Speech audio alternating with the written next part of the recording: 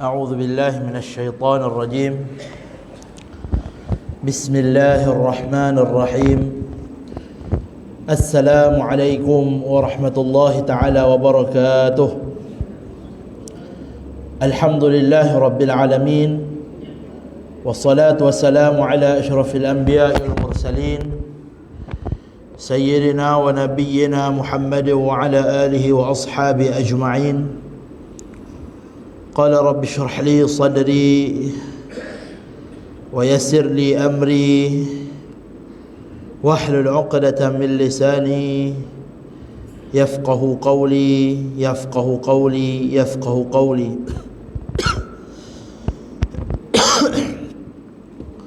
سبحانك لا علم لنا إلا ما علمتنا إنك أنت العليم الحكيم. ولا حول ولا قوة إلا بالله العلي العظيم. أشهد أن لا إله إلا الله وحده لا شريك له، وأشهد أن سيدنا محمدا عبده ورسوله. اللهم صل وسلم على نبينا محمد وعلى آله وأصحابه ومن دعا بدعوته وما استنى بسنته ومن جهد بجهاده إلى يوم الدين. رب اشرح لي صدري ويسر لي أمري واحلل عقدة من لساني يفقه قولي يفقه قولي يفقه قولي. أما بعد. Yang dikasihi lagi dihormati seluruh pimpinan pengurusan Surau Taman Pandan Mewah, tuan-tuan imam, Bilal, tuan-tuan guru, para asatizah, seterusnya muslimin muslimat, hadirin hadirat, ibu-ibu, ayah-ayah, adik kakak, abang-abang yang dirahmati Allah sekalian. Pertama dan selamanya, marilah kita mengucapkan syukur pada Allah Subhanahu Wa Taala kerana masih lagi Allah Subhanahu Wa Taala panjangkan umur kita, sihatkan tubuh badan kita, kuatkan kedrat kita untuk kita melangkah ke rumah Allah Subhanahu Wa Taala yang mulia ini. Pada malam yang berbahagia ini, dapatlah kita bersama-sama menunaikan solat fardu maghrib secara berjemaah. Kemudian kita duduk sekejap sementara tunggu solat isyak. Masuk waktu solat isyak, kita mendengar peringatan-peringatan, pelajaran-pelajaran daripada firman-firman Allah Subhanahu Wa Taala dan sabda-sabda Rasul sallallahu alaihi wasallam. Insya-Allah malam ini tuan-tuan dan puan-puan dirahmati Allah sekalian, kita sambung pengajian kita dalam membahaskan cerita-cerita tentang tanda-tanda hari kiamat. Perihal tanda-tanda hari kiamat ini merupakan salah satu daripada cabang akidah kita, salah satu daripada perkara rukun iman kita, di mana pada akhir zaman ini, tuan-tuan dan puan-puan rahmat Allah sekalian, masyarakat manusia di dunia pada hari ini sedang menghadapi cabaran dan dilanda musibah yang disebut sebagai jahiliyah moden. Maksudnya apa? Maksudnya jahiliyah moden ini, tuan-tuan dan puan-puan rahmat Allah sekalian, macam mana masyarakat jahiliyah yang hidup pada zaman sebelum datangnya Islam di tempat Nabi sallallahu alaihi wasallam dulu hidup, begitulah masyarakat dunia, masyarakat kita hari ini hidup seperti mana masyarakat jahiliyah dulu kala. Bahkan disebut jahiliyah moden bukan setakat sama dengan macam mana cara orang-orang jahiliyah musyrikin Mekah hidup pada zaman dulu, bahkan hari ini lebih teruk daripada macam mana masyarakat musyrikin Mekah, orang-orang jahiliyah hidup dahulu. Orang jahiliyah dulu hidup bermusuh-musuhan, bunuh-membunuh. Hari ini bunuh-membunuh, sat-sat, kejap-kejap. Hari ini ada berita orang kena bunuh, esok ada berita orang kena bunuh. Bunuh pula bukan setakat bunuh, dikerat-keratnya, diputusnya kepala daripada badan, dibunuh dengan terlalu kejam. Belum cerita bab berzina lagi, belum bercerita bab berjudi lagi, belum bercerita bab mensyirikkan Allah, menyembah selain daripada Allah. Sebab itu kita kata jahiliah moden ini lebih teruk daripada macam mana masyarakat jahiliah pernah hidup dahulu kala di zaman Nabi sallallahu alaihi wasallam. Maka tidak lain dalam kita nak menghadapi masyarakat kita yang sedang menghadapi cabaran yang disebut sebagai jahiliah moden ini, tuan-tuan dan puan-puan dirahmati Allah sekalian, tidak dapat tidak kita mesti kembali kepada core business kita ataupun core akidah kita. Tidak dapat tidak untuk kita selamat daripada cabaran dan ancaman-ancaman pada jahiliah moden hari ini, hendaklah kita kembali kepada core akidah kita, core business kita, iaitu dengan kita memantapkan ilmu-ilmu kita, memantapkan pegangan-pegangan kita, memantapkan pengetahuan kita berkenaan akidah, berkenaan tauhid kita kepada Allah Subhanahu wa taala. Sebab itu bila Nabi SAW diutuskan, tak kala Nabi SAW telah menerima taklifan daripada Allah Subhanahu wa taala, memerintahkan Nabi SAW supaya berdakwah kepada masyarakat jahiliah musyrikin Mekah ketika itu. Macam mana Nabi SAW nak ubah mereka-mereka yang jahiliah ini daripada suka berjudi, suka berzina, suka minum arak, kembali kepada menjadi masyarakat dan manusia yang bertamadun. Tidak lain dakwah Nabi SAW ialah dengan kembali supaya menghadirkan diri dan jiwa manusia itu kepada nilai ketuhanan dan hamba kepada Allah Subhanahu wa taala. Nabi tak suruh, bila Allah Subhanahu wa taala suruh Nabi SAW berdakwah, Nabi tak pergi berdakwah, dia suruh tinggal minum arak saja. Bila Allah Subhanahu wa taala suruh Nabi SAW berdakwah, Nabi tak suruh supaya orang masyarakat jahiliah tinggal berzina. Bila Allah Subhanahu wa taala suruh Nabi SAW berdakwah, Nabi tidak suruh supaya orang masyarakat jahiliah musyrikin Mekah ini hanya tinggal berjudi saja. Tetapi apa yang Nabi SAW buat? Dia perintahkan, dia ajak, dia dakwah masyarakat musyrikin Mekah yang terpalit dengan kejahilan pada hari itu kembali kepada Tuhan yang Maha Esa, menyembah Allah, menghadirkan rasa takut kepada Allah Subhanahu wa taala. Bila manusia itu takut pada Allah, menyembah Allah, tidak mensyirikkan Allah, maka dengan sendirinya dia akan tinggal minum arak, dia akan tinggal berzina, dia akan tinggal berjudi, dia akan tinggal bunuh orang. Itu yang sepatutnya kerja yang kita kena buat, seperti mana yang telah dibuat oleh Nabi SAW pada zaman jahiliah mula. Sebab itu saya kata, tak kala kita menghadapi cabaran jahiliah moden ini, sangat-sangat penting untuk kita, terutamanya masyarakat Islam ini, memantapkan ilmu-ilmu kita berkenaan akidah. Kenal Tuhan kita. Manusia ni kalau dia tak kenal Tuhan dia, kalau dia tak kenal ilmu-ilmu berkenaan akidah, berkenaan tauhid, maka dia tidak akan kenal diri dia. Dia tidak akan kenal tujuan hidup dia. Lalu menjadi dia sesat, sesat-sesatnya dalam kehidupan dia hidup di atas dunia ini. Itulah masalah kita pada hari ini. Bermacam-macam masalah masyarakat kita, sosial kita, jenayah yang tidak selesai-selesai akibat daripada manusia tidak mengenal Tuhan. Sebab itu hari ini kena banyak kita ni belajar faham mengenai akidah kita. Antara sebabnya untuk kita selamat daripada fitnah ataupun kerosakan yang sedang melanda di kalangan masyarakat kita pada hari ini. Dalam masa yang sama untuk kita memastikan kita buat kerja supaya berdakwah bagi manusia-manusia mengenal Tuhan mereka. Itu yang penting. Saya cakaplah, kita nak berdakwah, larang orang berhenti minum arak, larang orang nak berjudi, larang orang nak berzina, kalau tauhid kita tak kemas lagi. Tauhid kita tak kemas lagi. Jadi penting untuk kita kembali kepada ilmu asas kita, iaitulah antaranya kita bincangkan pada malam ini dalam kitab yang kita nak baca ini, iaitu berkenaan dengan salah satu daripada cabang akidah kita berkenaan dengan hari kiamat.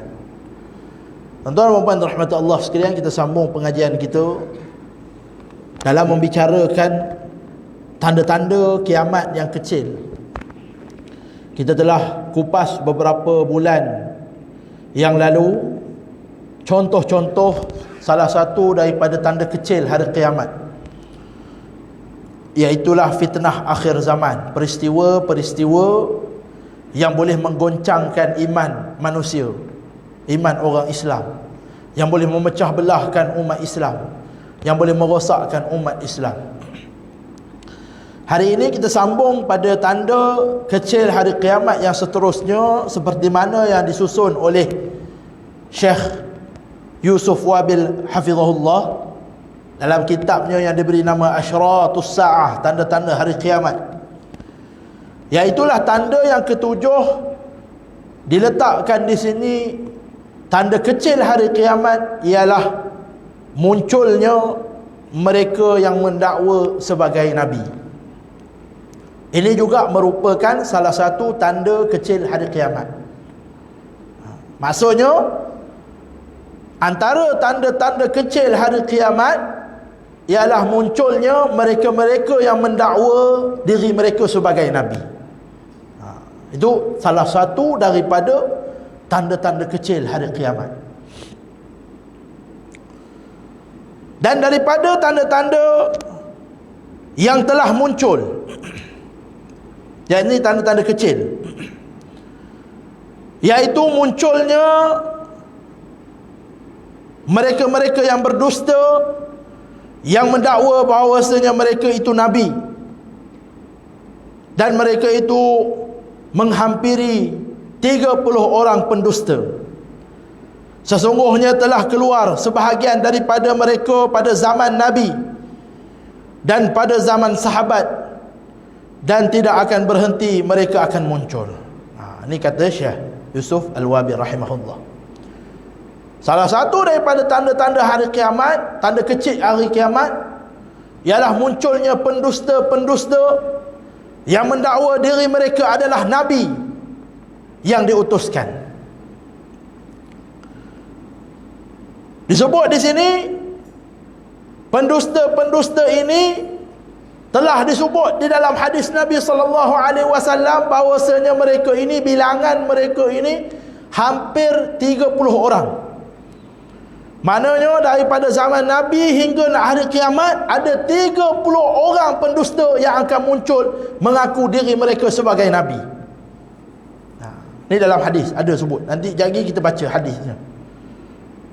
30 orang ataupun lebih dekat dengan 30. Maknanya lebih dekat dengan 30 ni, kalau ikut lenggok ataupun sastra bahasa Arab, sama ada dia dekat-dekat dengan 30, 29 ke 28 ke 27, ataupun lebih sikit daripada 30, 31, 32, 35, 36 tu dikira dekat-dekat dengan 30. Jadi ini Nabi SAW bagi tahu pada kita.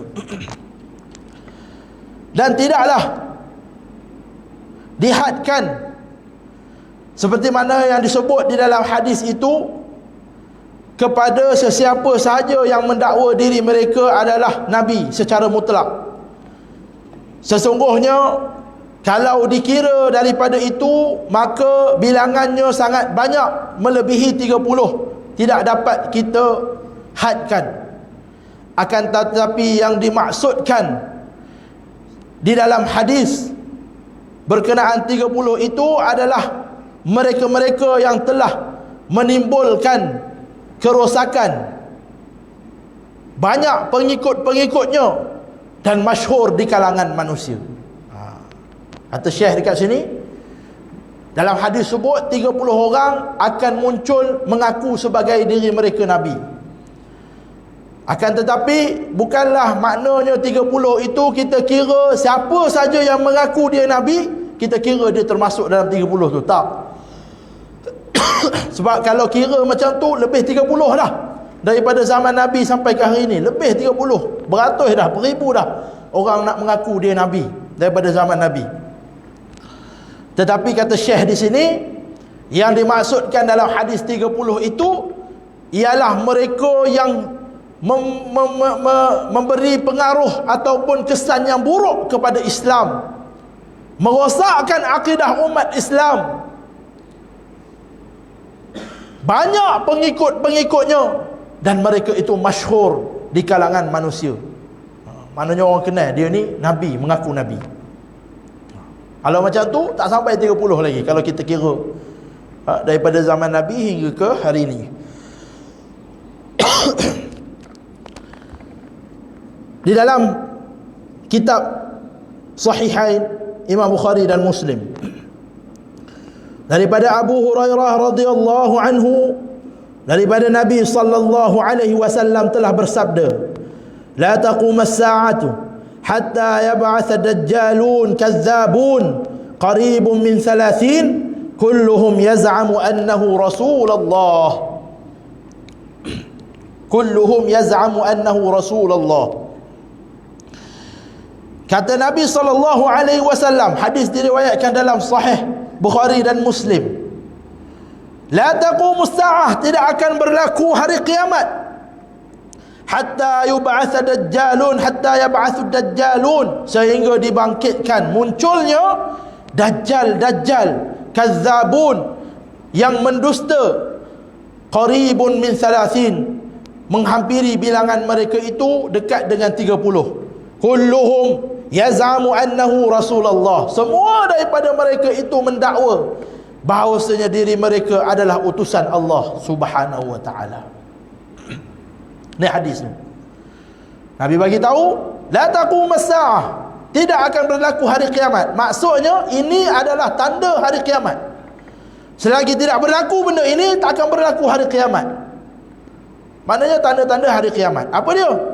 Sehingga munculnya, dibangkitkan di kalangan masyarakat ini dajjalun kazzabun, dajjal pendusta, bilangan mereka hampir dengan 30 orang, kata Nabi SAW. Kulluhum, mereka semua itu mendakwa bahawa mereka itu adalah utusan Allah Subhanahu wa taala, mendakwa bahawasanya mereka ini Rasul, mereka ini Nabi daripada Allah Subhanahu wa ta'ala. Tuan-tuan dan puan-puan rahmat Allah sekalian, kenapa mereka yang mendakwa diri mereka ini Nabi dianggap sebagai menyeleweng, sesat? Cuba fikir, kenapa agak-agak mereka yang mendakwa diri mereka itu Nabi dianggap sesat? Boleh jawab tak? Ke tak sesat?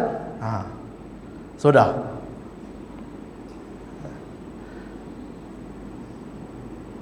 Mereka mendakwa mereka ini utusan Allah, membawa ajaran Allah, membawa agama Allah. Ada di kalangan mereka mengatakan, aku bawa ni Quran. Cuma aku ni hanya utusan Allah, nak memberi peringatan kepada kamu. Kenapa kita kata mereka ini sesat? Jawapannya tuan-tuan dan puan rahmati Allah sekalian,